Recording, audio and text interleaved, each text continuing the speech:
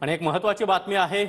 पुण्यामध्ये कल्याणी नगरमध्ये अपघातामध्ये दोघांचा जागीच मृत्यू झाल्याची घटना आता रात्री घडली होती। तत्पूर्वी एक महत्त्वाची बातमी आहे। राजकीय सत्तेच्या निर्णयामध्ये सुप्रिया नव्हती, आता देखील नाही असं शरद पवार यांनी म्हटलंय। 3 वेळा उपमुख्यमंत्री आणि मंत्र्यांमध्ये सुप्रिया कुठेच नव्हती। कुटुंब प्रमुख म्हणून मुलगी आणि पुतण्यामध्ये भेद केला नाही असं देखील शरद पवार यांनी म्हटलंय।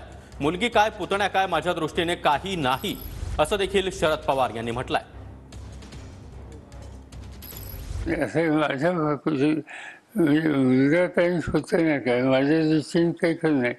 माझ्या कुटुंबाचा जर विचार केला तर आज पवार कुटुंबामध्ये कुटुंब प्रमुख मी आहे, तर 3 वेळेला उपमुख्यमंत्री, त्याच्या आधी मंत्री, त्याच्या आधी राज्यमंत्री, या सगळ्या गोष्टी म्हणजे पॉलिटिकल निर्णय विशेषतः सत्तेचे त्याच्यामध्ये सुप्रिया कुठेच नव्हती। आज